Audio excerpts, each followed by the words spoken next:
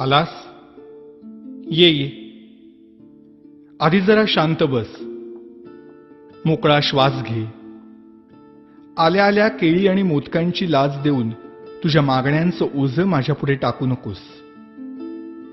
किंवा खरं तर यावर्षी काही मागूच नकोस.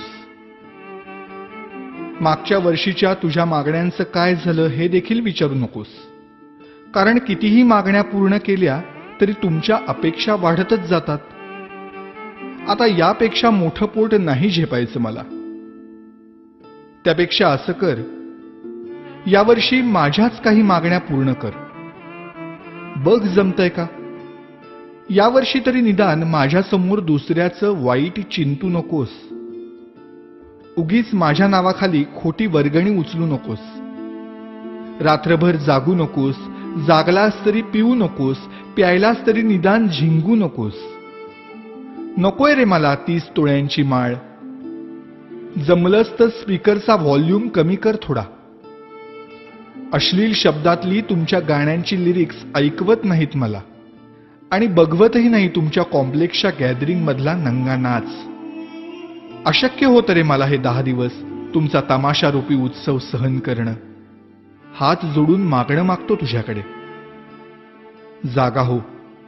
सुसंस्कृत हो. खोटेपणा सोड. स्वार्थ सोड. कधीतरी प्रामाणिक होऊन बघ. माणुसकीची नशा चढव. परोपकाराची झिंग चढव. 100% मेहनत कर. स्वतःला ईश्वरी अंश मानणाऱ्या लोकांपासून सावध राहा.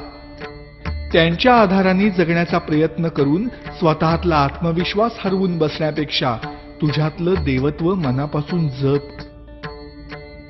दहशतीने जग जिंकण्यापेक्षा प्रेमाने मन जिंक. श्रीमंतांचे जोडे पुसण्यापेक्षा गरिबांचे पाय धु. पैशाने श्रीमंत होण्यापेक्षा मनाने श्रीमंत हो. बघ आता यातलं किती तुला झेपतंय. रागावू नकोस भक्ता. आणि रित्या हाताने जाऊ नकोस. नेहमीच मागत राहण्यापेक्षा अखंड देत राहण्यातला आनंद तुला लवकर लाभो. हाच माझा आशीर्वाद.